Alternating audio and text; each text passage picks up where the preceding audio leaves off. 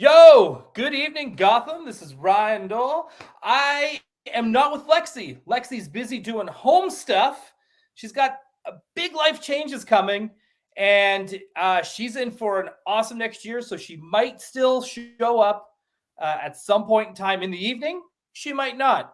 So just in case she doesn't, I brought a buddy with me. I got Carlos here from the Nerd Room podcast, another fellow Canadian, another fellow Batman fan. I don't know if you can tell by his background. Carlos, welcome to Gotham City tonight.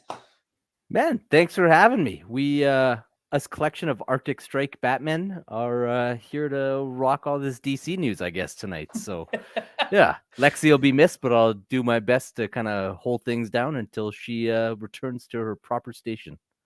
It's very much appreciated. Now, we do have just got a few people hanging out in the chat. I just want to give them just a quick shout out before we really get rolling.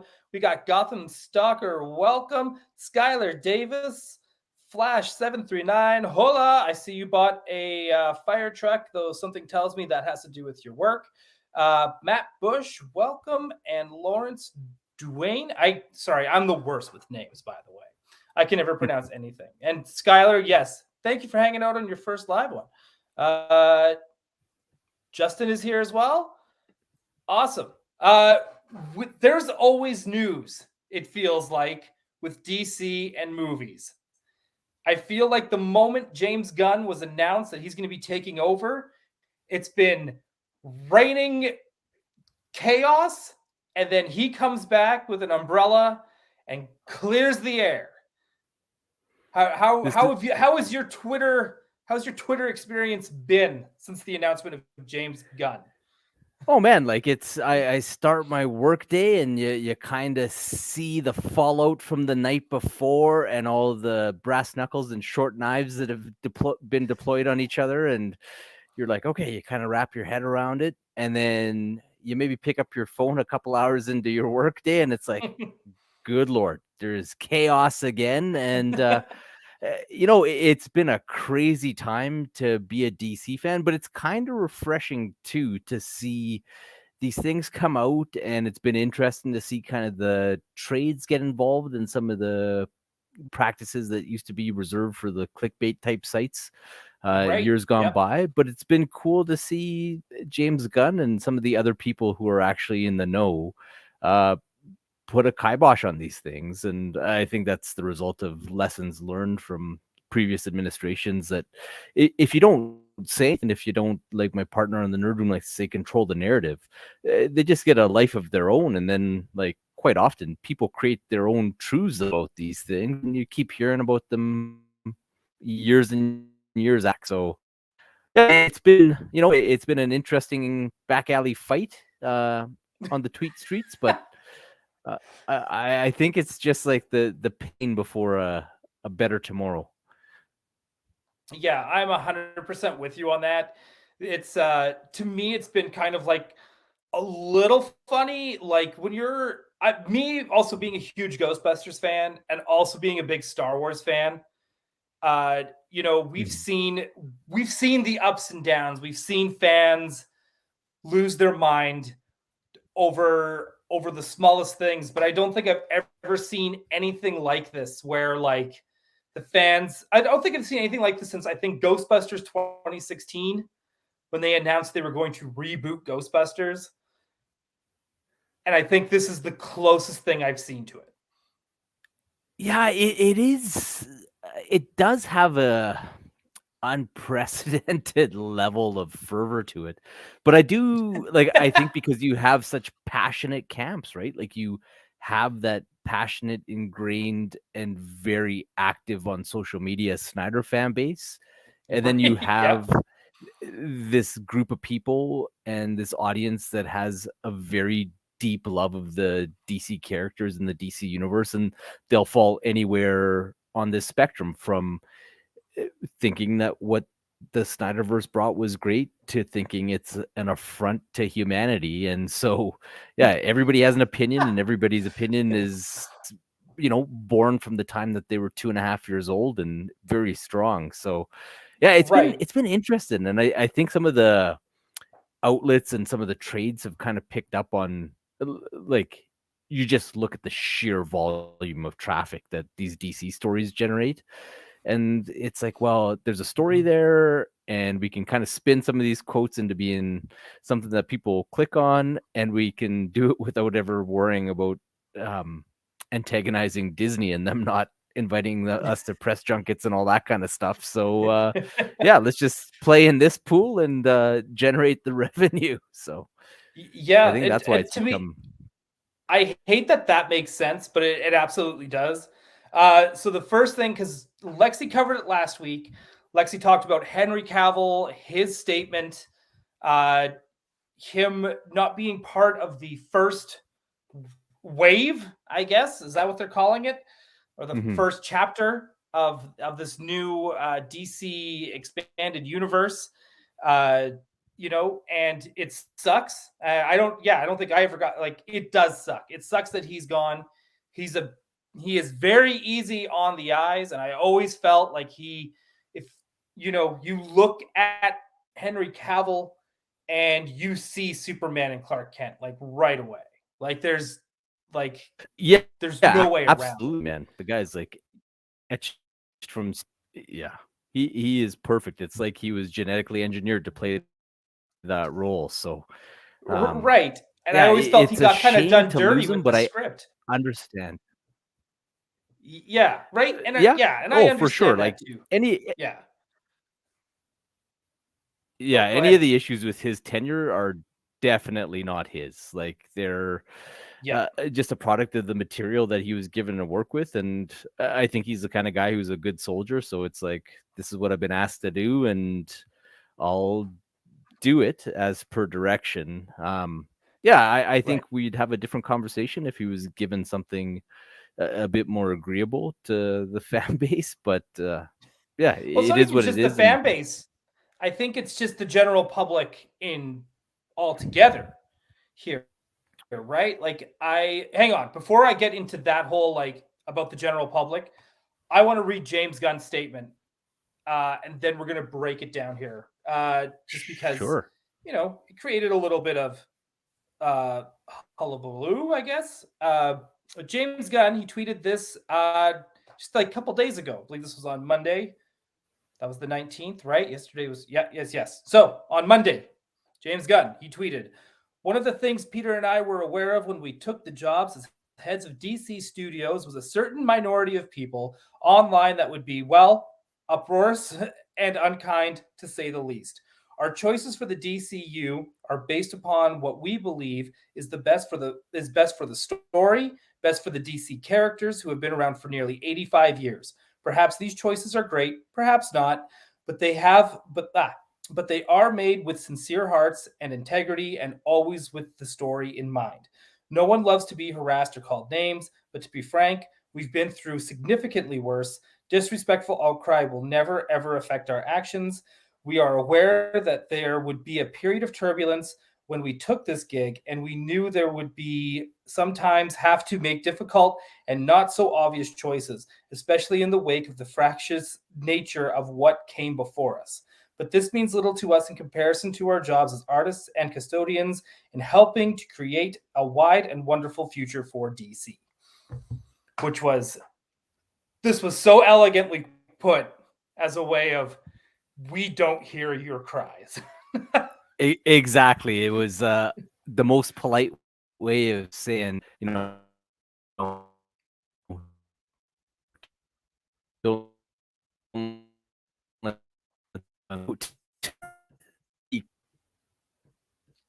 Oh, I think are you cutting out, or is it me cutting out? I think it might be on your end, but that's all right. So I don't know where we left off, but it was Gunn right. Basically being the politest way of saying GTFO.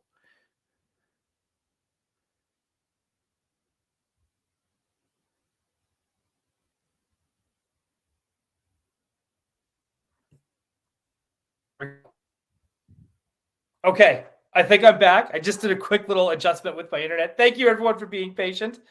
Sorry. Yeah. Yes, but yeah, it's definitely. I did catch what you said. While it was like, while my screen loads. But it's yeah, I think it's absolutely that. I know some of the fans, they were going crazy about when he said certain minority, where they were like, we're the majority. And I was like, you're not. And this is where the general public comes in. Mhm. I have worked on multiple superhero films, and there are things that I always can't, even from Spider-Verse 1, I think, what was Guardians of the Galaxy Volume 1. That's, yeah, James Gunn, speaking of which, right? Where you kind of going like one, like I've worked that whole spectrum, even working on Batman versus Superman, all that stuff. What ends up happening is us as fans, as hardcore comic fans, Hollywood, the directors, producers, they all know that they already have our money. The ticket is bought and paid for because they're already expecting us to just go. 100%. And if the Snyder fan base claims to be the comic book readers that they say they are, and by the way, it's okay if you're not a comic reader and still enjoy this stuff. I also just want to make that clear. But I always feel like they're always in defense of, I do read the comics. But if that's the case as well, as comic book readers, if you take a look at comic book sales compared to movie ticket sales, we are absolutely the minority. Yeah. There's no other way around that. And so what's going to happen is they're going to work out a story or a visual style, or they're going to cast somebody that's going to appeal to the broader non-comic book reader just wanting to go to the theater audience. So when he says this minority, you got to remember the Snyderverse fans are a minority within already and a minority. Would you agree? Oh, 100%. And that's a great way of putting it too, where not only are we as the wider comic book group a minority, but yeah, they're just like a subset of a subset type of thing. So yeah, it is crazy. And I think because of the success that they had with weaponizing social media, like they're the loudest voices for sure. But the reality is that you have something like Avatar making money hand over fist, and the people buying the tickets aren't talking about it on social media, really. They're just going and buying tickets, which is at the end of the day the most important thing. Yeah, absolutely. That's exactly it. And the people that, like, I find that the people that are going to these movies, and maybe they do like them, maybe they don't, they're just not talking about it. We still see it a lot with Marvel films too. The people that talk about it all the time are the hardcore fans, right? Yeah, no, for sure. And like people are busy and they got other stuff going on in their lives, and yeah, there's a group of us that choose this to be our hobby and our focus and the passion that burns brightest. But there's other people that, I don't know, they're figure skaters or whatever else, and they like checking out comic book movies because they're easy to digest and a good escape from everything else, but they just don't have the time to dedicate to fan campaigns and outcry. And like some of these Snyder cats, like I swear it's a full-time job just hanging out online. Yeah, absolutely. There's some that I see, because I do follow a couple Snyder stands just because I'm always trying to get a basis of understanding, even though I completely disagree with everything they say. 100%, man. But I'm always trying to get a basis of, like, I know there's common ground there somewhere, because somewhere we love these characters. That's the common ground. Yep. Right? But yeah, sometimes I'm just like, where... Like, you'd think that they would be so supportive of James Gunn because they love these characters. So this is where I get lost, where I'm just like, I don't understand. Why can't you just be excited?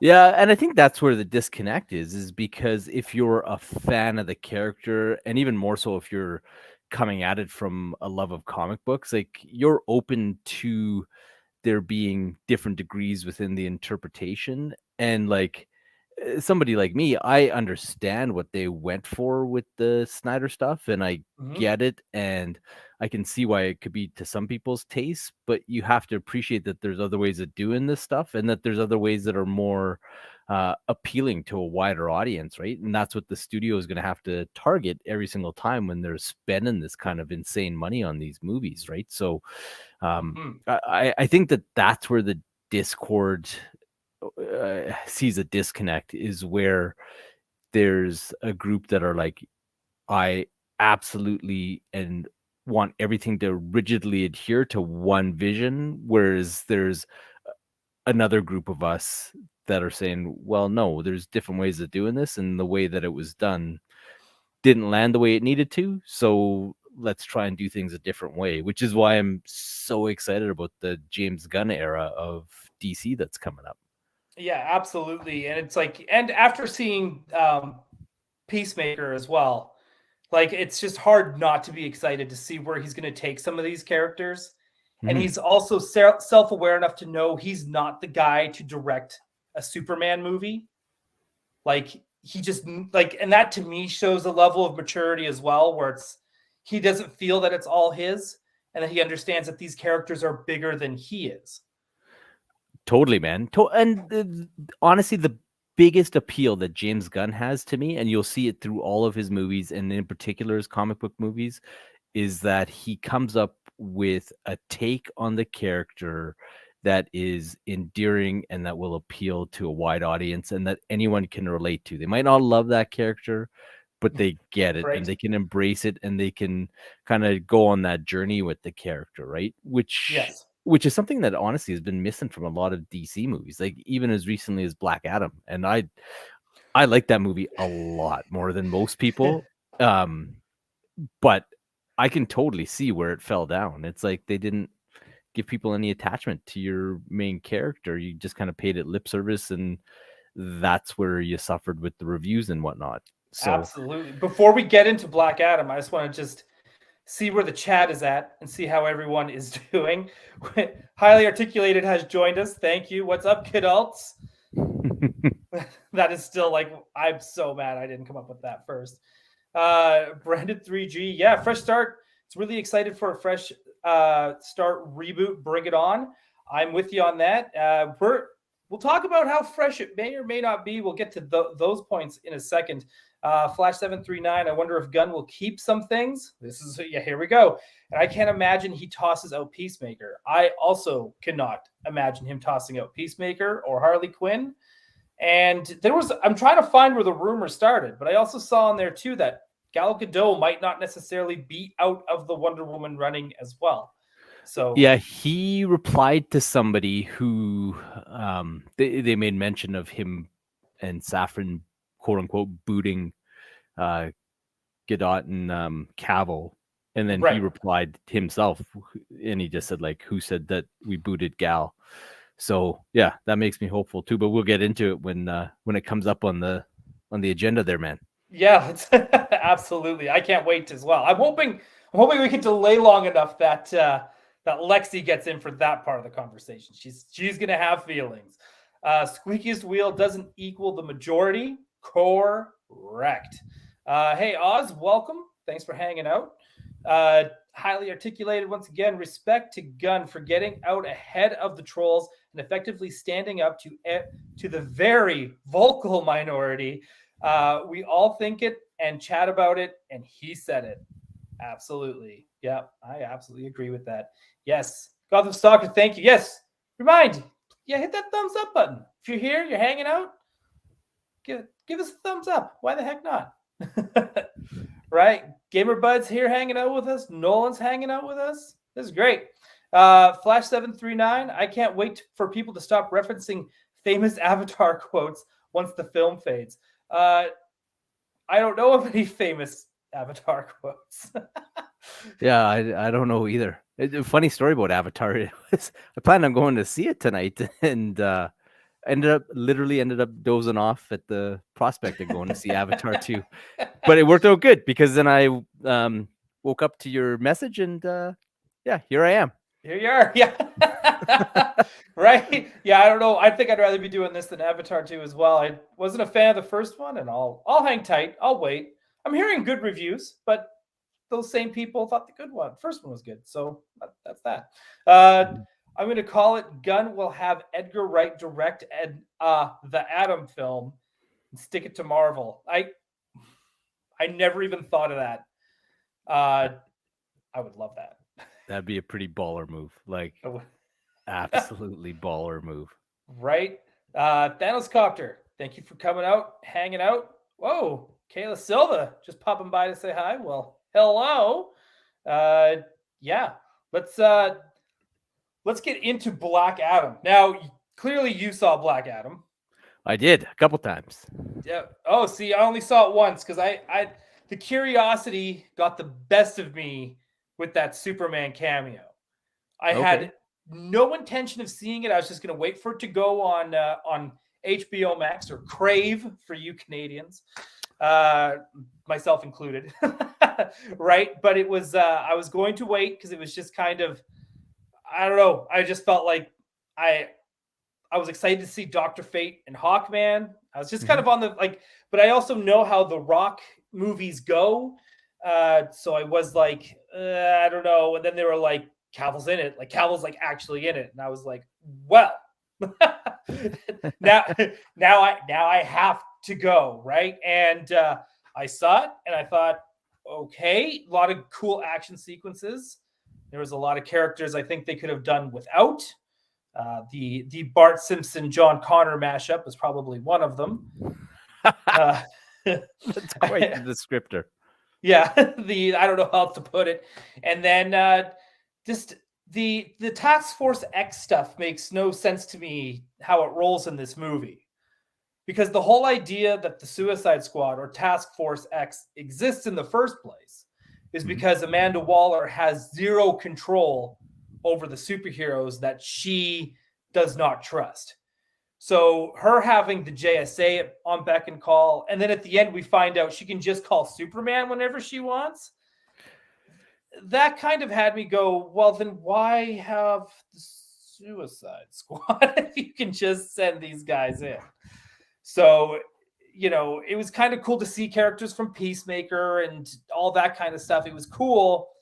However, to me, it totally, a lot of the cameos and the characters that were in fell flat with me completely. I was just like, I didn't know what I was watching, and I felt like they were trying too hard to make a character who has no reason to be the main character. Yeah, for me, like it just had a charm that I really enjoyed. Like I just like the kind of whizzy, very surface level superhero movie coming out from DC. Like we don't get a ton of those, so I like that, and I am like a pretty easy lay for anything The Rock does. Like I just like that guy. I put it into the universe that I just want him to adopt me as his total skinny doppelganger or something like that. But roll the red carpets with him. But yeah, there is absolutely no covering up for the fact that the movie was pretty threadbare because they took that approach of just making it this popcorn movie type of thing. And it also suffered, I think, a bit from the fact that The Rock never shows any weakness or like he can't get broken down ever. Like even when he's depowered and taken on the Argus guards and stuff like that, he's like this skinny, like 3000 BC type of slave guy, and he's taken on these heavily armed Argus guys without batting an eye and stuff like that. Like it takes away from the vulnerabilities of your character and the a bit of any chance of getting some pathos or things of that nature in your movie. So it's like, yeah, I got what they were going for and I appreciated it for what it was, but I found myself frustrated in that they had pieces there that had they reined things in a little bit, maybe cut 2 action scenes and put in some character work, you could have had like Right. a pretty strong movie. And I think that hurt it at the Yeah. box office too, because the DC films, they don't get the benefit the of the doubt, and when the reviews weren't there, like people didn't show up, and which is totally fair, right? Like Oh yeah, absolutely. It's a hurdle that they've built themselves, really. mhm. Right? Like, and a lot of the stuff, like, and here's what Warner Brothers does. To me, I feel Warner Brothers does the best trailers, because Yes. Warner Brothers gets me to forget everything that happened beforehand. And I have fell for the trap so many times. I remember my buddy Craig, who we all know, who a lot of you might know from Toy Anxiety. I'm pretty sure all of you do. I remember when the Birds of Prey trailer came out, and I was like, this is it. This is the one that's going to put DC on the map. $1 billion. It's going to get Marvel scared. This is going to be the one, just from the trailers. And I was like, this is it. And I came out of that movie like, what happened? Right? And I always feel like they can make a beautiful cake, but somehow they keep replacing their sugar with baking soda. Like, there's always something there that they're either missing, or they just, I don't know. So things just don't hit right with me. But it sucks because I want to love all this stuff. I think there's always just like one or two fatal flaws. Like Birds of Prey was another one where I actually really liked that movie, and I thought it came close, but yeah, there's just a few pieces that you're just like holding it back from being great, right? So yes, which is part of it. Like that's another thing that I'm excited for with James Gunn, where you have that producer and that kind of final say person who can force the better choices to occur, right? Like even a Wonder Woman 84, by all accounts, Patty Jenkins got notes on that movie and chose to disregard them, which is her right, and that's the power that they gave her. But at the same time, one of the notes was, you need to fix the opening of this movie, and you get rid of that mall scene or truncate it an extreme amount, and I think your perception of the whole film is better. But I vividly, like, I was ravenously anticipating Wonder Woman 84. Me and you too. get to that mall scene, and you have the stunt double guys that are her buddies kind of hamming it up, and it's just like, really? Is this where we're going? And I'm not so sure. Dude. And then I don't even know how I finished it. Like, sometimes, because I think I was just waiting for Cheetah, because she's like she's Wonder Woman's Joker, her Lex Luthor. So I'm just like, you could probably say that about Ares as well. But it was just kind of like, what did I watch? This movie's just, it doesn't know where it is. It's like it writ itself into a corner and didn't know how to get out of it. Yeah. Oh, yeah. 100%. Like, it was, there was a lot of unforced errors in that one for sure. Oh, man. Let's see. Hang on. Before I get into The Rock's, or Dwayne Johnson's statement, because I don't know why he felt like he had to make one, but he's The Rock, so he's going to do whatever he wants. That's what The Rock says. Nolan was saying, love The Rock and Black Adam. This probably would have been better if they would have created the original character for The Rock. Otherwise, I would have enjoyed it. Agreed. I'm absolutely with you on that. There have been many times in my life that DC stands for don't care. That's fair too. That is fair too. Gotham Stalker, from the Birds of Prey trailer, did we see different trailers? Dude, no. Look, I get it, but there were some visuals. I remember they had the theme park in the trailer, their like funhouse hideout in the trailer, and I remember it being like perfect. They got this like almost Batman animated series-esque aesthetic in their Gotham, and again, I don't know what happened. Flash, they needed to embrace the villain, make him win as a bad guy. He should have become the ruler of Canuck as a Doctor Doom-like character. Absolutely agree. And For those who don't know, and again, this goes back to your whole like God mode Black Adam thing that he's got going. I don't know if a lot of people know this. He's got it written in his contracts that his characters can't lose. Yeah, they can't lose a fight. They can't have more blows landed against him than Right. he delivers to other characters. And If that's not the most pro wrestling bullshit contract thing I've ever heard, that's definitely it. He's more Hulk Hogan than Hollywood Hulk Hogan. You know what yeah, well, and to Flash's point, like if they had just gone full bad guy with it, I think there's a great story there if they were bold enough to tell it, right? Like you kind of play up what you started with, is that Yep. Kondak's this country that has external forces and foreign interests coming in and taking their mineral resources and all that kind of stuff, right? So Right. you have your slave origin built into that, and I think you do a better job with how the transition comes with the Black Adam character liberating Kondak, and even the way they did it was all right too. But then Right. you maybe be bold enough to have, instead of Intergang, call it the Mannheim Corporation. So then fans, we know that that's Intergang, Yes. but you have your stand-in for Halliburton representing foreign interests and playing up the real world dynamics that are happening in the Middle East. And then Yep. you have the Rock come, or the Black Adam show up, and he's resurrected, and he doesn't like where Kondak's at. He liberates it, but because he's taking down what's seen to be or perceived as a legitimate foreign interest, they send the Justice Society in, and he kicks their ass because he's like, you don't belong in my country, kind of thing. And Right. that's your movie, right? And Yes. that's just the movie that the $7 production company had no interest in doing.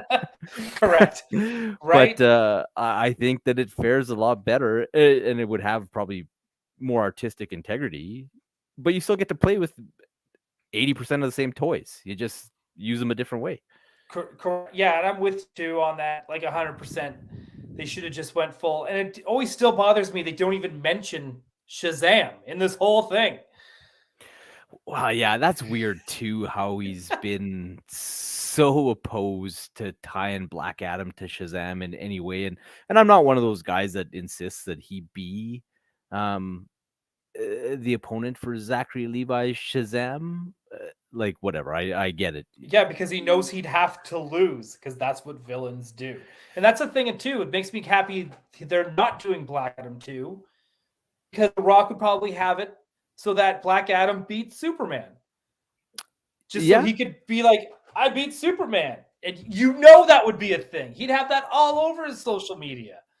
Oh, totally. Like you look at like the one scene that I come to, and as much as I love that movie and parts of it and whatever, the bedroom scene where it's just this total tacked on action sequence where he beats the crap out of Hawkman in the bedroom there for like no reason. And it's just like he's just taking apart poor Aldous Hodge, but it's almost just to get that even up so that his contract requirements are met, where it's like, oh yeah, no, your hit count is way higher on Hawkman, and yeah, you've clearly won. We've ticked the box. You're the biggest badass, and you punch the crown onto the next scene.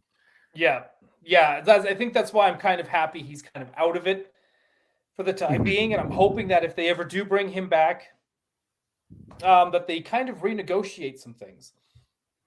And he ate some humble pie with this one, so thank goodness. Let's take a look at this pie. He dropped off. The statement was yesterday. Yesterday, I think. Yeah, yesterday. And I don't know why The Rock felt like he had to do this. I think he only did this because Henry Cavill did it. So it is how he rolls, isn't it?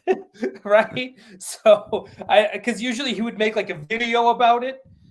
In this case, he didn't. He did exactly the same thing as Cavill, more or less. He writes, My passionate fans, I want to give you a long-awaited Black Adam update regarding the character's future in the new DC universe. I can't keep a straight face reading this. James Gunn and I connected, and Black Adam will not be in their first chapter of storytelling. However, DC and $7 have agreed to continue exploring the most valuable ways Black Adam can be utilized in the future DC multiverse chapters. Take note, he says multiverse in that. James and I have known each other for years, and I've always rooted for each other to succeed. It's no different now, and I will always root for DC and Marvel to win and win big. You guys know me. I have a very thick skin. I'm not sure about that either. And you can always count on me to be direct with my words. These decisions made by James Gunn and DC leadership represent their vision of DCU through their creative lens. After 15 years of relentless hard work to finally make Black Adam, I'm very proud of the film we delivered for fans worldwide. I will always look back of the fan reaction of Black Adam with tremendous gratitude, humility, and love. We did great. To my very passionate and vocal Black Adam superhero genre fans, I love you, thank you, and I will always listen to you, which is kind of funny after what James Gunn said, and do my best to deliver and entertain you. Hi, surprise, real quick. Hello. Hi. You came in just as I'm sitting here, head down, reading the Rock statement. So yes, I on it just a heads up, Lexi. So we did get into Black Adam 2. Before we really dissect this statement, you also watched Black Adam 2. Yes. This week. And Lexi, this is Carlos. Carlos, meet Lexi. Hello. Nice to meet you. Hi, nice to meet you. Thanks for letting me jump back in. Yeah, of course. What were your first thoughts after you finished the Black Adam? I don't want to repeat anything or like beat a dead horse. If you guys, I'm sure, have been covering this for the last half hour. Honestly, when it first started, I was having a lot of fun. Like, there was nothing in the beginning that necessarily I thought was like ground. It was pretty obvious, like, oh, here's where who's this guy's character, whatever. But I was having fun. I was enjoying it. I think it went a little bit off the story rails the further in you got. Like, I went from like, I don't get what the problem is. People expect too much from a superhero movie. I'm enjoying myself, to kind of being like, okay, I mean, yeah, the writing's kind of weak, but like, I can still have fun with this, to being like, what just happened? What is going on? Like, it was a true descent as I watched it. But I honestly think it could have been a lot more fun if they really just let Black Adam be more of an asshole, quite frankly. Yes, that's exactly yes. That is exactly what we have put. We were talking about his contract, how he can't lose. He can never be down and out in a fight. Just all the typical pro wrestler style contract BS. And so we were just talking about his statement that we feel was he did it because Henry Cavill did it, expecting the same reaction. I don't think he got that either. I don't think people cared about Black Adam the same way. So I think there's a little bit of that. So I'm glad he said humbled, because I'm pretty sure he was, even after the response of this. And yeah, he says something like, he mentions multiverse. So I think he's hoping he can just pop in at some point. I actually don't see it happening. No, and I have no issue even with him as Black Adam. Like, you know, I know someone, I don't remember if it was someone in the comments here or someone in my real life. It's all, we've been talking about this so much, it's all kind of a blur, but someone said something about like the problem with The Rock is he's just The Rock in everything he does. Mm-hmm. And I thought he did great in this, actually. I was actually kind of surprised by his acting chops. And I think if they had let him lean more into, again, the asshole thing, I think it would have been even more of a separation from the typical Rock, you know, because he is usually an action star, but he is usually like one of the more heart of gold characters generally. So I think really letting him just be evil, you know, or even like, I would have loved to see, not necessarily evil, I would have loved to see kind of that personality of, I protect my thing and I love my thing and everything else can burn in hell for all I care. Right. Like, I really wanted to see that. Like, yes, this is his city. You know, where was the Justice Society when they're being, or Society of Justice Leaguers, or whatever it was. That's how invested I was. You know, that's how many glasses of wine I was in by the end of this movie. And just like, I would love to see him, even with the kid. Like, the kid didn't even bother me. He was kind of a fun character. Sometimes those kid characters can get annoying. The mom was a totally typical, strong, independent, single mother who don't need no man. You know, good for them. Nothing groundbreaking, but enjoyable. And if he had really just doubled down on the, like, yeah, I love these people. I have decided that this city, this country, whatever, is mine, and I love it. And also now I'm going to rip the head off of anyone that looks at it wrong. Not sorry. Like, I would have loved that. Well, and that's what's made the Black Adam like his strongest comic book arcs, and the things that have been most memorable kind of over the last 15 years have always been of that nature. And it's what makes him unique. Like, there's no other comic book character that's really like that outside of Doctor Doom. But even Doctor Doom it's very different than how Black Adam rolls and how they do things. So you're bang on the money, Lexi. And it's just, it's unfortunate that they kind of played those same chords that he insists on playing in all of his movies. Like, the character with the heart of gold, you can't have that when he's the guy that's supposed to, you know, take out terrorists.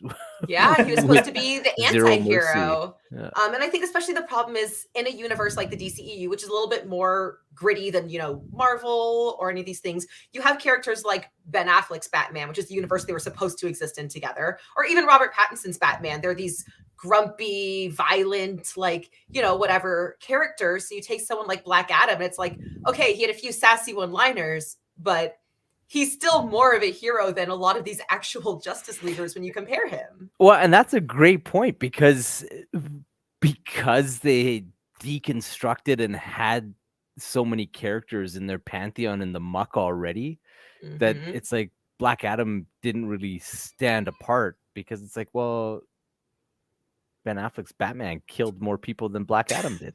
Yeah, absolutely. 100%. Unfortunately, that's such a good point. But we also found out too that Affleck's going to be directing in this new DC universe as well, which to me is like super exciting. Yeah, I'm actually here for that. And here's the other thing: we wanted to wait for, because we already talked about James Gunn's statement of like, I'm not listening to you bullies. I ain't got time for this. I'm gonna make cool shit for everybody, not just for a subset within a subset, as I could honestly end up hating every movie he ever makes, and I will still respect him for the way he has handled social media and publicity in this arc right here. I really do. Totally. They have stopped trending since that statement's come out, because he literally did just kind of shut them down. Well, and it's been interesting to watch kind of the turnabout, where it's just everybody's latching on to his comments, and it's like that's been the rallying point in any small move to try and use some of those tactics of days gone by that led to all the Snyderverse becoming deafening, has been just cut off at the source, because for every one tweet or reply of support they get, there's like 500 people dogpiling on them, being like, James Gunn's army. And it's like, you know what? I might have felt sorry for you, but this whole thing is about 5 years overdue. So I'm going to pour myself a drink and just enjoy. I mean, it's exactly what you said when you said James Gunn has become like this rallying point, because we all know the biggest group is not always the loudest group. You know, those are two different things. And in general, there is a group of Snyderverse fans that are very, very loud. And they are so loud that they seem bigger than they are. Like, when you actually talk to people, a lot of people are ready to let the Snyderverse go. And I think James Gunn has given that silent majority kind of someone to, they're not going to post about it, but they're going to hit those like buttons and show you where they're really at, you know? Totally. He ratioed Ray Fisher the other day, and it was like, booyah. I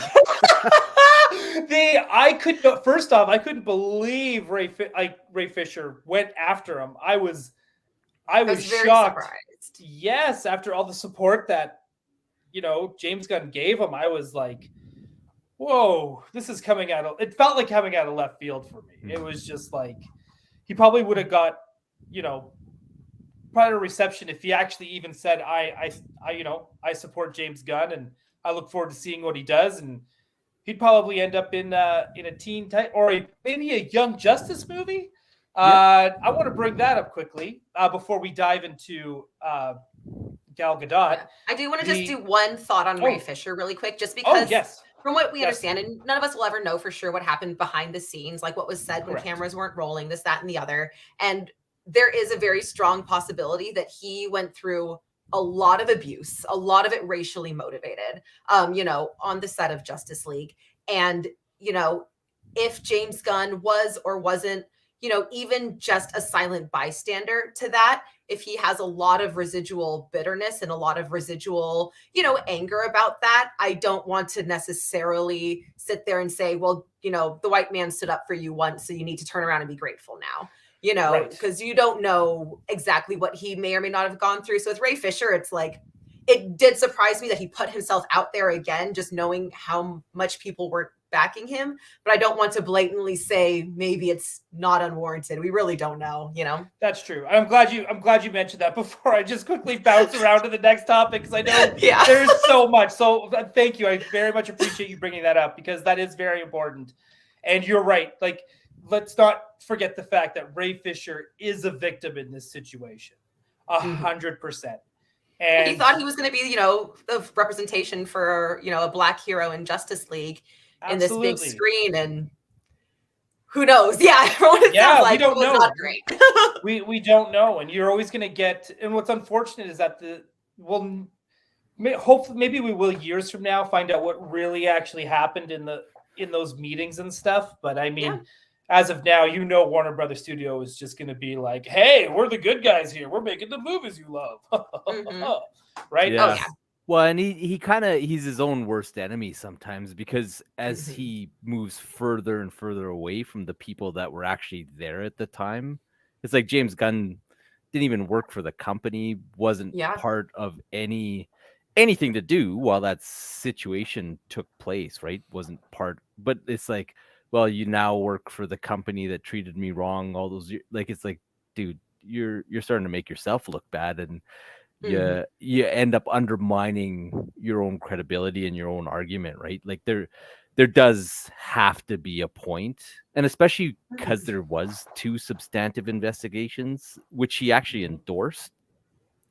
Like, you need to let go for his own sake at some point in time, because he doesn't come off as credible anymore and or professional at that point in time, right? Like, we're all working people, and we've all had terrible things happen to us, and we address those, and you have to move on. Like, I had bosses treat me terrible. I can't take it out on my new boss, because it's like, well, that person back then treated me bad, then because we work for the same company still. It's like, well, no, that's not fair to anybody, really.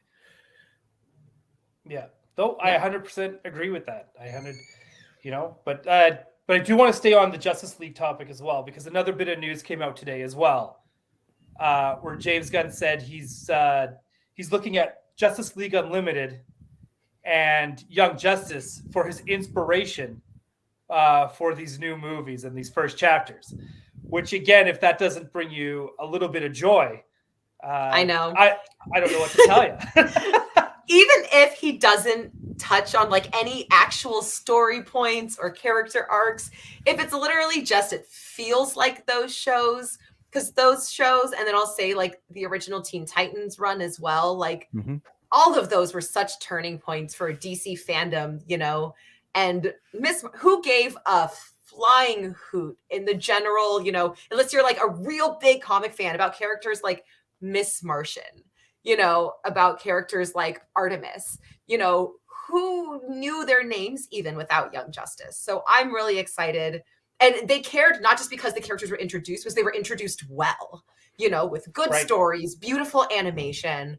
So I really am excited that knowing that these are his inspirations, because for a lot of us, I mean, again, a lot of us started with animation that brought us to the comic books instead of the other way around. So knowing that he's going to the source material that kind of made people fall in love with these characters to begin with, I think that's really special and really exciting.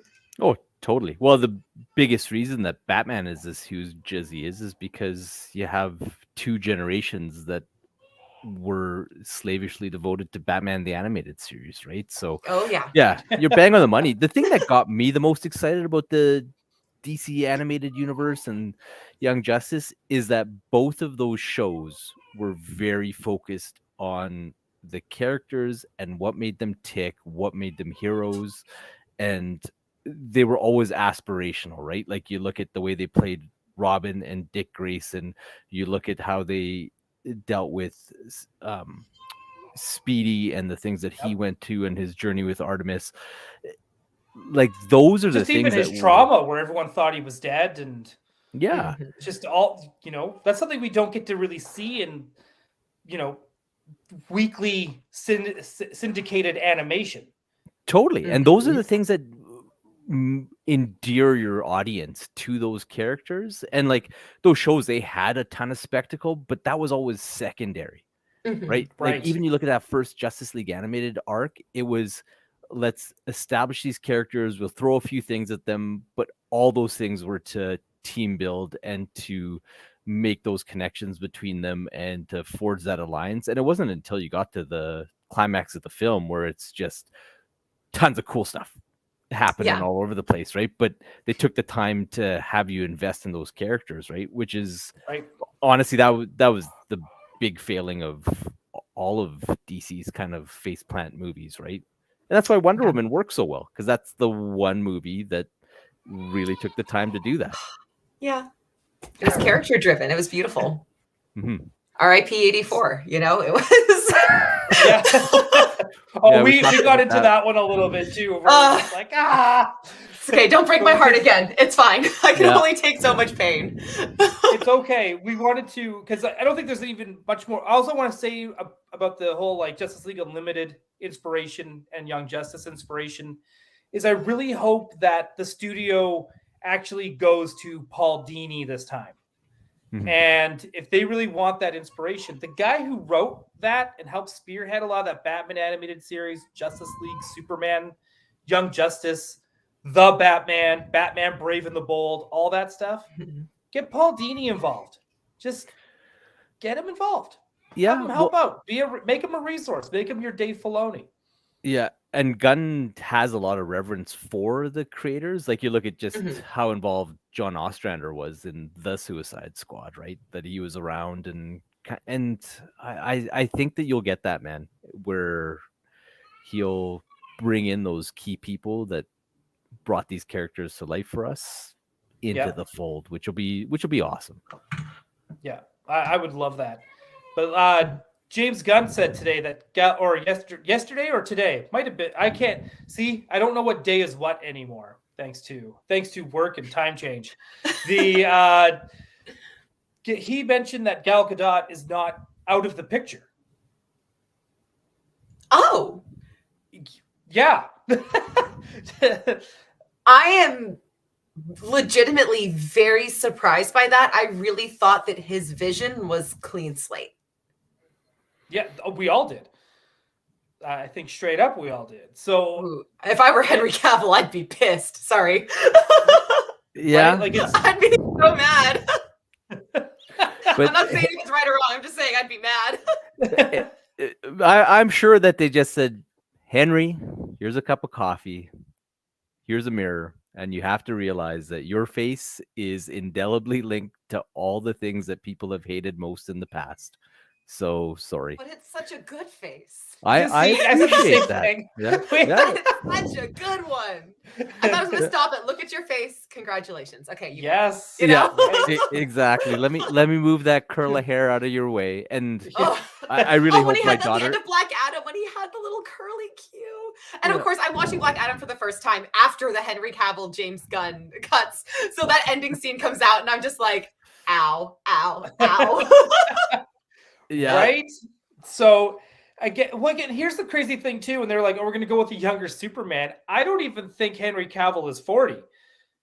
He's just like he's 39. Right? And Yeah, it's just I like don't me think it's being about him 42 is just like, oh, but how about I we don't go with think- a younger Dole? I don't think it's an age thing necessarily, though. More about a place of life, because you can have two people that are like pretty close in age but at different places in their life. I think it's less about youth and more about wanting a beginning Superman, you know, Mhm. and a really origin Superman. If that makes sense. Yeah, Yeah, no, it does make sense. And if you keep him, then it's like you have to explain everything else, and it's like, well, do you keep Amy That's Adams? exactly what I said last Lois? week. Is if you keep Henry, who aren't you keeping? It gets complicated. You're over explaining. You're muddling, which is again why I'm so shocked. So I was like, yeah, it makes sense. Like as much as I hate to see Cavill go, I get the clean slate, but we're keeping Gal. I think that will come out of the other end of this thing with Gal and Jason, and maybe he's in a different role. Like the thing I would love is if they do a clean slate, is if they make Gal Hippolyta. Oh, Because then you could kind of meta play with that because like she was Wonder Done. Woman, but their Hippolyta was the Wonder Woman of record until Diana right. came to man's Yeah. world, right? If you go Okay. kind of Golden Age, Silver Age type of thing. So they could I kind of hadn't even thought play about with that. that. I'm not Yeah, even gonna that's lie. That brilliant. is, and Wonder Woman's my girl. That's yes. So maybe that's how they keep her around and For sure. yeah. Yeah, I never even thought of that. That makes absolute perfect sense. Or if And they I'd try be and totally explain it because cool like with she's an immortal, so she can just be there. that. Yeah. Do what It- she do. Because I mean, they could completely reset everything, and the original Wonder Woman movie could still fit into a new universe because it all happened in the past, Right. technically. But again, now we're getting into the explaining and the excuses and the. But hey, Sometimes Yeah, you could and just we'll have see it what- just be. Yeah. And we'll see what the Flash does to build in things, right? Are we Um, going? I guess we have to. Yeah, you gotta like that'll be we gotta. a roadmap. Man, you got like for Michael Keaton, Batman as much as anything. So I my know. kid actually found some promo art, and it just my heart melted. And Dole, you'll appreciate this, but the art style is almost exactly what it was for all the promotional and merchandising art for Batman Oh, Returns. so that Jose Luis Garcia Lopez style. Yeah, whoever they promo got to art. do it very much apes his stuff, right? That's So- how they're getting you in to see the movie. That's what they're doing to lure you into the Flash film. Oh, nostalgia's a gonna hell do of a it. drug. It is. Yeah. No, I'm not arguing that. Yeah, any of those drugs Ezra Miller did, they are not nearly as strong as nostalgia. Yeah. Nostalgia gets Absolutely. you all. Yeah. You don't even know you're hooked on nostalgia until you've I mean, bought your- nostalgia is why I keep watching these DC movies, even as they get worse and worse. Even the 3-hour Snyder cut. But it was my Justice League, though. But I got it. It's the Justice League, you know? Yeah. Yeah. I think we all went through that. It's just, and again, too, like I can't help going to all these things. Like I said, I ended up going to Black Adam in the theater because it was just like I'm a glutton for punishment. I had to know what was happening with Cavill. I had to, If I didn't have a baby, I would have been there in the theaters, too. Absolutely. right? Hey man, And it's just- I flew back early from Whistler. Like I left all my teammates in Whistler, and I was just like, yeah, I am waking up at 5 a.m. to get out of here, so I can be there for opening night for Black Adam with my wife, who's a rock super fan, and my oldest daughter like adores Superman, and in Oh. particular Henry Cavill's Superman. So Mhm, I mhm. hope she never watches this stream where I kind of trash talk him a little bit. But yeah, we'll see what happens. Absolutely. yeah, I'm Is- definitely curious too. And I'm curious next month as well, because I guess that's when he's dropping the slate. Mhm. Which is interesting that he's not saving it for San Diego Comic-Con, but I'm glad. Like, I do think that all of this has been tactically timed, right? So you wait for Black Adam to do what it did. It showed its hand pretty early. So then you look at kind of the timeline. Is you have these articles come out. He throws a wet blanket on the rumors, and then they can Cavill pretty quick. Mhm. They dispense with The Rock pretty quick. Who else got told that they're not coming back? There's a third one. Patty Jenkins was the only one I could think of. She Oh, wasn't yeah. told necessarily that she wasn't coming back. That was a like. Yeah, they we're can, not doing your movie. Like, Yeah. we're not doing Right. that version of it, which I don't think is a bad thing either. Like, I think that No. that is the right call, where it's like, Yeah. this doesn't fit with the vision, and we gave you full creative control once, and it didn't quite work, so let's kind of collab. Like, I think the biggest thing with DC and where they can take the crown from Marvel is if they truly become. So you had Marvel, which was producer driven. You had DC, which was filmmaker driven under that Warner umbrella. If they can become a collaborative entity, I think that they will thrive, Mhm. right? So maybe she'll be the first experiment with that. But to go back to my point, like, I think they're trying to get done with all this stuff, and why they presented it to Zaslav now is to do it under Christmas, so you have a bit of top cover from Avatar and from just the fact Yep. that Christmas is busy, right? Mm-hmm. And then you can kind of come into the new year fresh, and you do have to manage expectations and still try and do what you can to make your 3 or 4 projects that you have coming out in 23 successful as well, right? So I think that's Yeah. why they did it now, because Yeah. people are distracted, and you can only devote so much time to this type of stuff, right? Yeah. And I think a lot of it is nipping it in the bud. Like, that's the one thing I think James Gunn has done really well, is like, he sees rumors and he doesn't waste time. Like, I really do feel like they got rid of Cavill like as quickly as they knew for sure they weren't going to be using him, is what it felt like. Mhm. All these things, like, he's really like, people are hype about Cavill, people are weird about the Snyderverse, people this, people that. You can't, because the more people hype themselves about Cavill coming back, if you at the last minute say he's not there, well, now it's just a big disappointment. I've been waiting for Cavill. Why am I going to the theater? Like, Yeah. you got to set that expectation now. Totally. Yeah, you can't, and we had talked about it earlier. You just can't let these things take life and set Mhm. expectations, and then when you don't fulfill them, it might be for all the best reasons, but you're Yeah. gonna have this cacophony pushing against you. Absolutely. One of the rumors that strikes mind when you say that too is, I don't know if this was, I guess this would have been San Diego or New York City I think it was San Diego. And all of a sudden everyone was like, Cavill is going to be at San Diego. He's going to be at the DC panel. He's going to show up at and everyone, the whole internet made themselves believe, they worked themselves into a shoot that Henry Cavill was going to be there. That him and Deadpool 3, those are going to be the 2 big surprise panels. They're going to have Cavill show up at the Black Adam panel, and then he's going to announce Man of Steel 2, and somehow this all took a life of their own because nobody stopped it. Mhm. And then, of course, it doesn't happen, and the internet just goes, well, what the hell? And they all got, like I said, they worked themselves into it, and it all just came from some dude going, what would be cool? And then it just took a life of its own. So I think that's another thing why I'm loving what Gunn is doing right now. Yeah. Yeah, no, that's very true. Yeah, if you look at it, like, that totally overshadowed the reveal of Shazam, Fury of the Gods, and the Deadpool thing. Like, Marvel released a ton of cool stuff. So much. The Deadpool 3 thing was just like, they gave us this amazing slate, but you get to see Deadpool 3 news. It's like, dude, seriously? Absolutely. I mean, you see the same thing happen in all these other bubbles as well. The Disney fan bubble with D23 is always the same. People hype themselves up about, well, we're going to get like a night parade in Disney World, and they could get everything under the sun, but they don't get the one thing everyone was talking about online. And suddenly it's a bust of a convention or an expo, Yeah. The People Mover is going to return next year. That's what's going to be announced. We still have the People Mover in Florida. Yeah. I think, yeah, you guys do. But it's Disneyland. That's, everyone's always like, that's the year. We're going to bring it back. Why? Yeah. Do we have time tonight? Can we talk about comics tonight? We absolutely can, because I know you've been wanting to. So and I know, bad.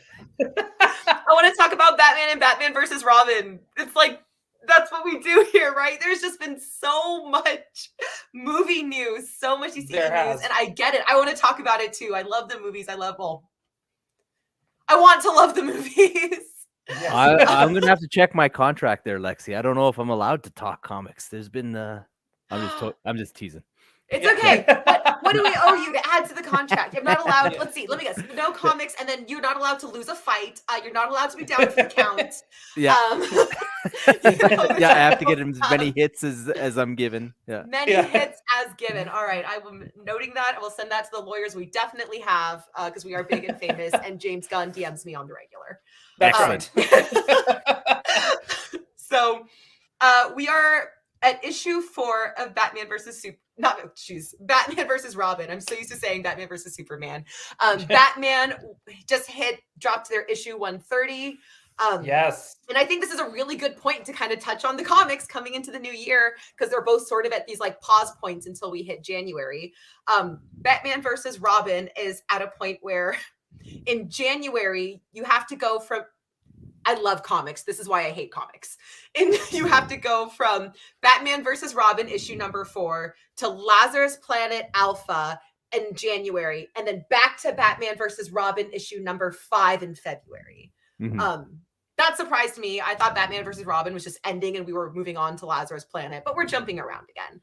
Batman versus Robin has been super fun. And I'm not just saying this as a Damian Wayne fan. I really think as a fan of like just the Robins, issue number 3 specifically had some really cool things where the other Robins, including Stephanie Brown, they included stuff as a Robin, all got possessed as well. And they and Bruce each kind of have this moment where part of their possession and part of his thing is they kind of like, it forces them to address like their biggest grievance with him, like the thing that they still hold against him. And inwardly, Bruce kind of addresses like his lingering doubts and insecurities about how he treated them in turn as well. So it's actually a really cool issue as someone who like loves the Robins and those relationships. So if you're like me and you like the Robins more than you like Batman, especially, or if you just like sad, introspective Bruce, definitely recommend at least that issue. You don't even need to know the plot, completely irrelevant. Just know they're possessed and they're sad about it and they're telling him why they hate him. And it's great. Well, and there's lots of like info dumps through that issue, right? To just set up all the people that didn't read World's Finest. Well, yeah, just mostly World's Finest, I think, and also the Robin series. It's Damian's Robin run that you need a lot of, and then it doesn't actually seem to overlap much with the canon, or not. I guess they're all canon, but with the main Batman run, no, which I thought it was supposed to, because the Damian's Robin run did overlap with main canon, which is why Tim Drake became Robin. But then as we've moved into Batman versus Robin, it's like it's split. Or is that just me? No, I can kind of see that. Well, like Bruce Wayne is like physically in 3 diametrically opposed places. Yeah, over the time span that this is supposed to be taking place, right? Yeah, because he's on a planet made by Pariah just for him. He's in the space or the Arctic, or he's on Lazarus Island. Yeah, so, heading off to Lazarus Planet, clearly. Yeah, and all at the same time. That Bruce. So that again exactly is like why I try so hard. I love the comics, but you got to pick and choose. You can't just keep up blanket with these things. It's too much. But so jumping over to one of the other places where Bruce is right now, Batman 130. Batman is ridiculous. Like, can we just start there? As a character, as a concept, like all the things he can supposedly do and think and are capable of, like he's ridiculous in the best way. I say that with love, like all heroes are. But I think issue 130 just like unapologetically leaned into that. Like he fell from the stratosphere. And he wrapped his cape around his face and went back into the atmosphere. No, Ryan, I will correct you there. It was actually his underwear. His underwear, yeah, right. It was the gaunch from the outside. Don't you give him more credit than he deserves. Yeah. Don't make this cooler than it was. I'm trying. It was so dumb, and it was like I kind of had that opening ruined for me because I was listening to another podcast and they dunked on that opening quite a bit, and I was like, I haven't read it yet, but I'm grocery shopping, so I can't get to my phone fast enough to jump forward. But you have that play out, but then like probably the coolest Batman and Robin moment that we've had in years play out. Like that crap just it makes my heart sing. Like it's weird, I know, but like my all-time favorite Batman story is The Cult.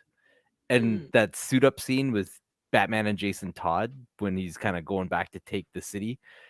It just makes my heart sing from the time I was a kid that was way too young to read that book. And so that Tim and Bruce doing the same thing with I was like, Chip Zdarsky, you know how to play all those chords. Yeah, it's like corny in the best way because I love when they remember like he's still like a superhero. This is still like a Superman era. Like again, Batman's ridiculous. Like if you really like, I know he's dark and gritty and all these things, but you really break it down, he's kind of ridiculous.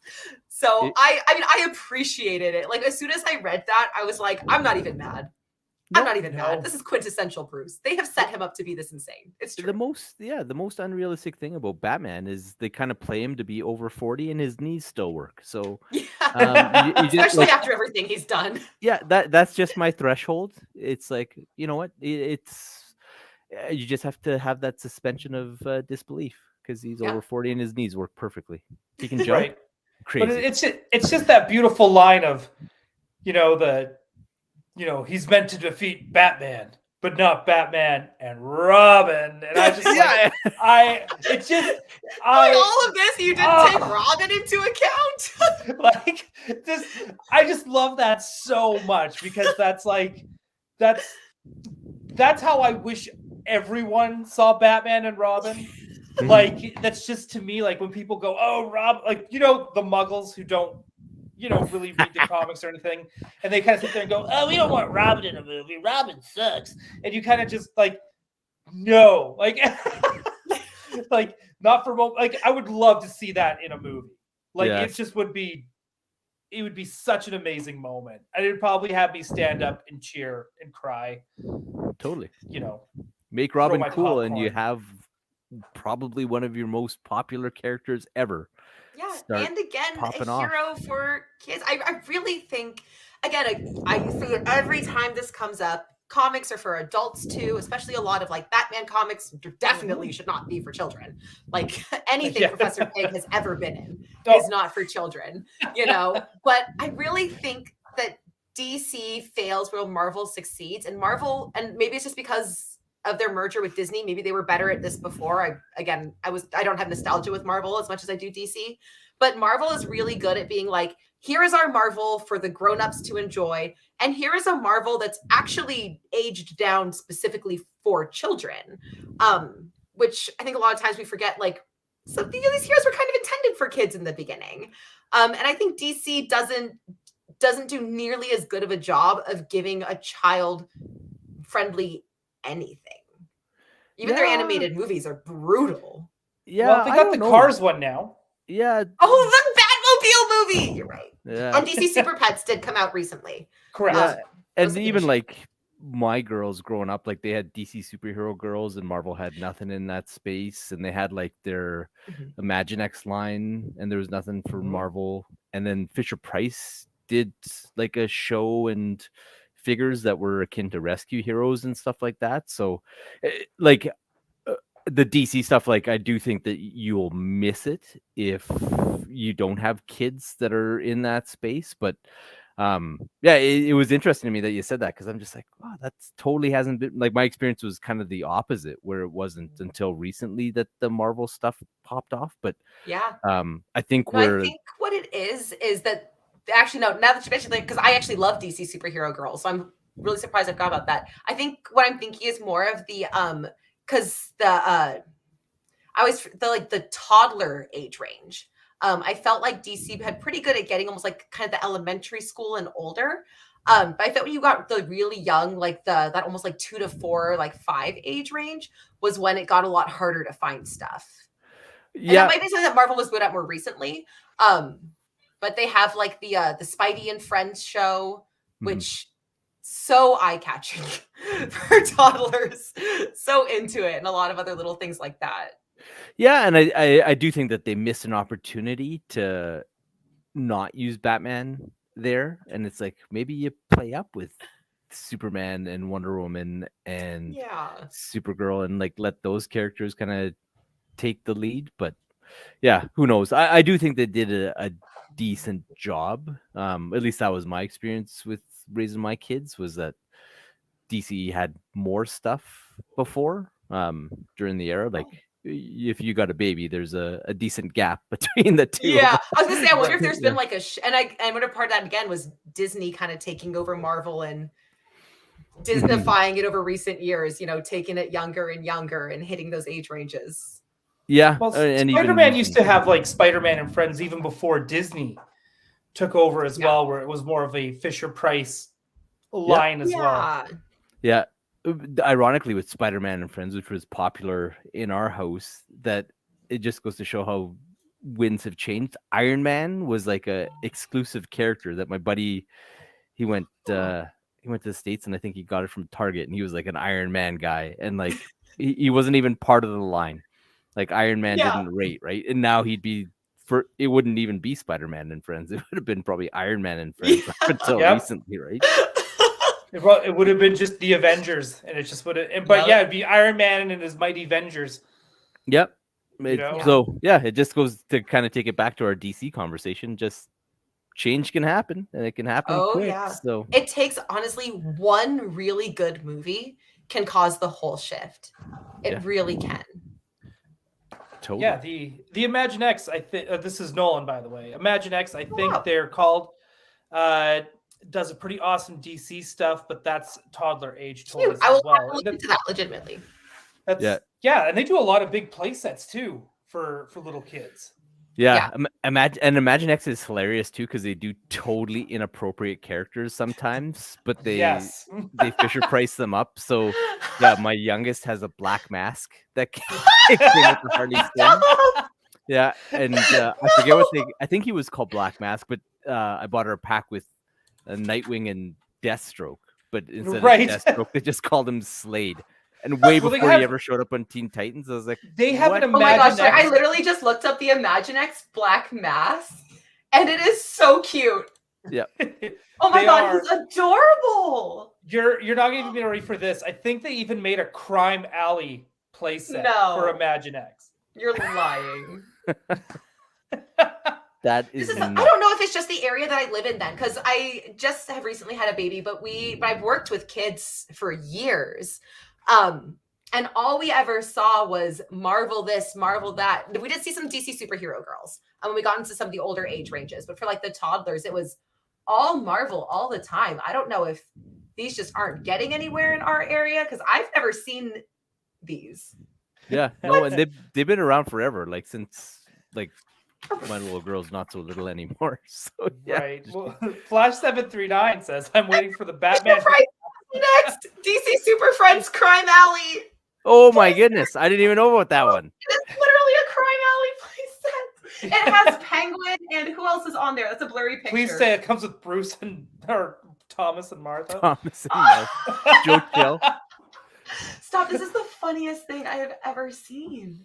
They've made like multiple Batcaves. They've made Atlantis. They've made. No, I'm getting educated tonight. This is. Yeah, we have Oa. Absolutely. Oh yeah, that's what. Yeah, Oa. They've done. They're doing all the play sets for kids that I want as an adult. There's a Bane. So it's Penguin, Bane, Joker, Harley, and Batman. That's perfect. That sounds like a Tom King graphic novel waiting to happen. It's so colorful, you guys. Yeah, it's amazing. Okay, sorry. We just spent a ton of Lexi's money, I'm sure. Yeah, no, but for real. Batman metal for toddlers. Definitely. The Grim Knight. Lexi, you guys see this? I got my son Imaginext Advent Calendar. It has a variant Swamp Thing covered in Christmas lights. That is amazing. That is incredible. I would have got one for myself just for the simple fact that it's just I've been using this ad. Oh my gosh, it is literally Christmas variants of all of the superheroes. Batman is green and red. That's awesome. This is so funny. So Lexi's going to be shopping while we. Oh my god! I found the variant of the Swamp Thing with the Christmas lights. Oh, so perfect. What's in your Imaginext, advent I've never even calendar? heard of this brand. I've What? literally been working with kids for like 10 years and I've never heard of this.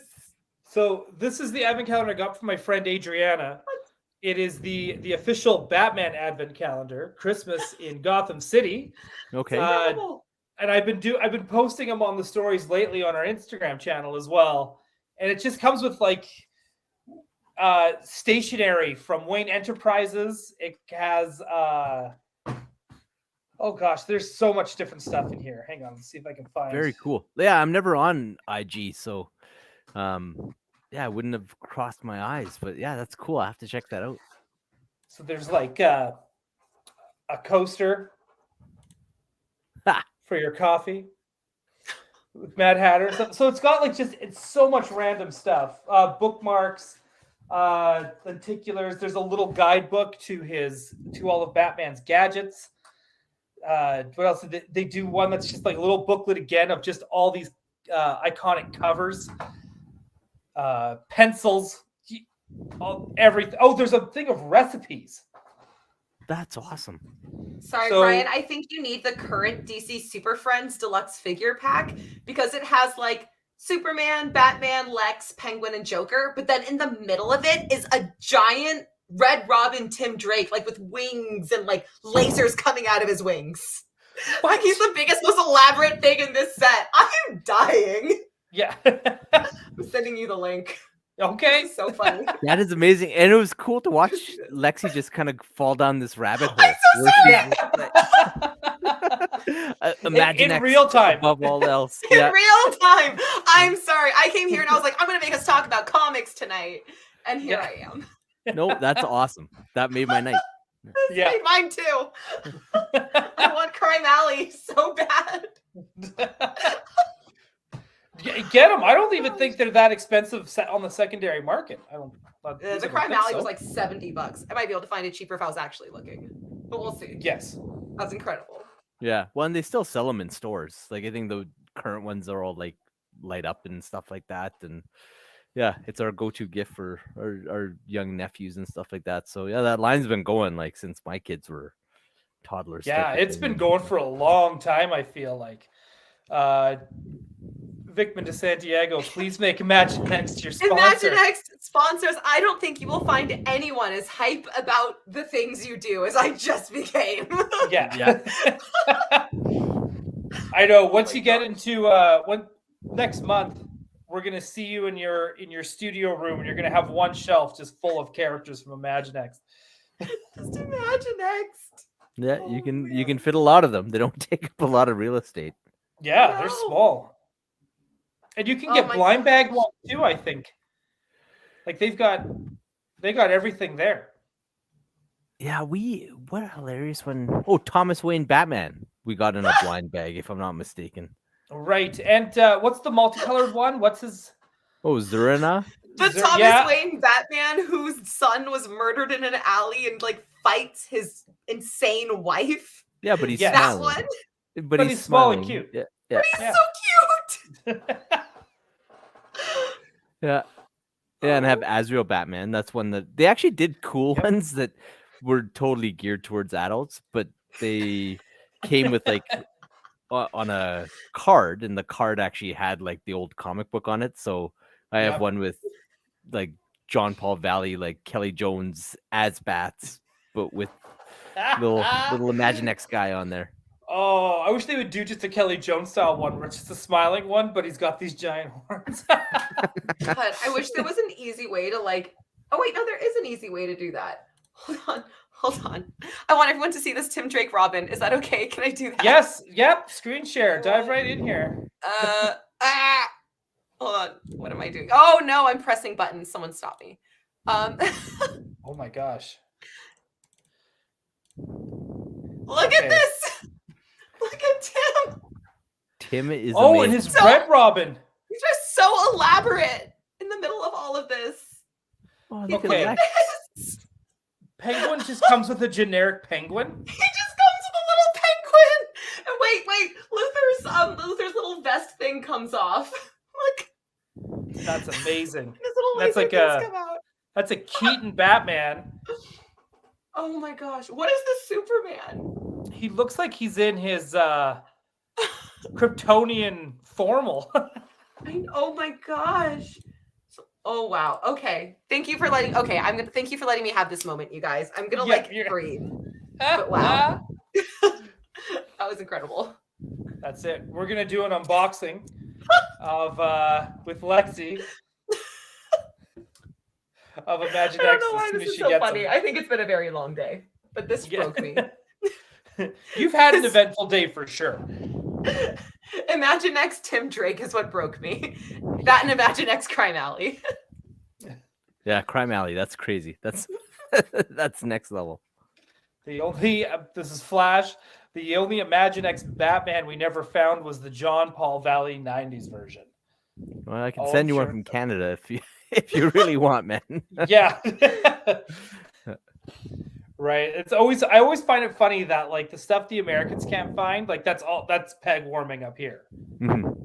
And then all of a sudden everyone's like, oh, we got so many of this. And it's like it's vice versa as well. Where it's like can't find something and the States just has an overabundance of them.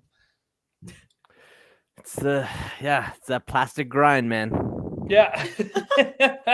It is that plastic grind. Lexi, did you have anything else you needed to bring up before we call it a night? No, and if I did, this wiped it from my mind. So my last thought is just thank you for introducing me to the Imaginext DC kid toy line, because this is my new favorite thing in the universe. Love it.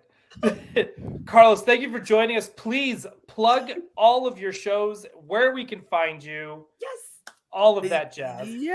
Well, thank you, first of all, so much for having me. It was an absolute pleasure to hang out with both of you guys. Like, we are definitely cut from the same cloth and got that same multiverse vibration frequency going on. So yeah, I really, really enjoyed myself tonight. And you know what? I am going to plant my flag in the fact that this was definitely more enjoyable than had I gone to Avatar 2 tonight. So there we go. It was just meant to be. The universe put me to sleep and had me wake up to this very enjoyable evening. So yeah, as far as social media and all that kind of stuff, Canadian Cape Crusader is me. It's on the screen there. Twitter is kind of the only place that I spend any time, because doing everything, it's too much. It's too much. That's been my handle since the DC message boards back in the university days. And yeah, you dig far enough, you can find my thoughts on, who knows, Nightfall maybe. But yeah, that's me. That's the place you'll find me in the socials. And you can find me on the Nerd Room podcast, is where I do this on a regular basis. And yeah, we usually dump 3 podcasts in the stream in a month and do a live stream, and Ryan's come and played with us on those a couple times. And yeah, Lexi, we'll have to have you on. And now that I need to create a comics alliance where Yes. I can just overwhelm Tim and just do the hostile takeover, and we can just gush about comic books, because yeah, that's certainly something that I don't get to do very often.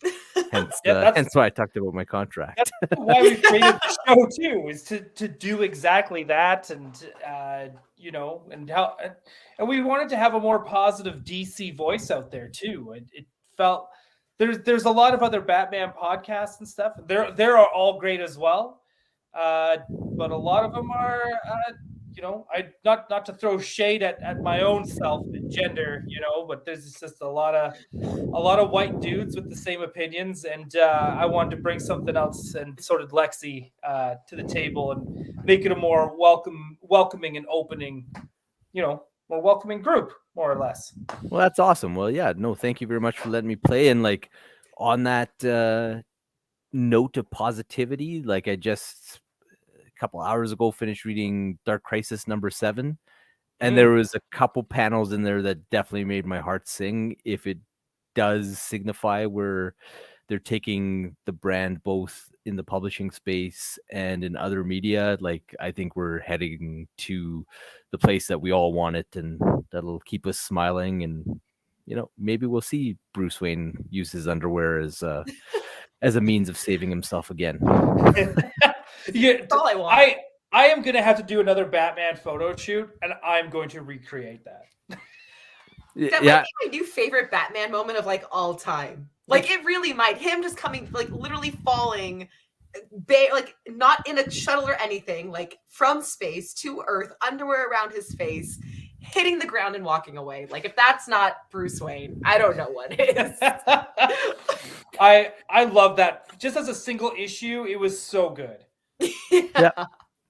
It's what comics are supposed to be, just fantastical and fun, and I'm here And for it. escapism. Yeah, like Yeah. I loved it. Absolutely. But yeah, I've got nothing else to say other than thank you for who joined us. Thank you for anyone watching on the replay. Hope you enjoyed this episode. If you did like it, hit that like button. If you didn't like it, hit that like button anyway. It means nothing, you know. We'll still enjoy it. And if you're watching this on the replay, leave a comment as well. Let us know what you think. Give us your thoughts on Imagine Next and who they should make that they have not made from the DC universe for Lexi's toddler. You know, well, he's not quite a toddler yet. He's still baby. I got 3 more weeks before he's a toddler. Correct. So Yeah, stockpile those Imagine Next. Yeah, I know. I'm ready. But yeah, well, Lexi and I think we're going to be back next week. I know Christmas is on the weekend and all the holidays Christmas and stuff. Saturday, Sunday. And So- yeah, Merry Christmas and Happy Hanukkah and Happy Kwanzaa and Happy Holidays and happy whatever you decide you're going to celebrate or not. So hope everyone has hope everyone has a great weekend. Oh, and Lifelong Toy Collector shows up out of nowhere. Lexi, Yeah, experienced the I exact don't. opposite. I'm not a huge physical collector because I move. I'm up until recently. I mean, even recently, I'm moving again now. I just moved so much in my life that my collections were never very physical because anxiety and moving all the time. Yeah, But you know, hopefully that's what today's stress was. We'll hopefully be in a new house and it'll be our forever, or at least next 10-year place. Well, congratulations. So, Yeah, big knock on wood. congratulations on that. Woo! That means a studio room. That means Imagine X. Yes. For me, Imagine Next. But yeah, absolutely. Thank you so much, everyone out there in Gotham and everyone else. We appreciate you. You stay safe and have a great night.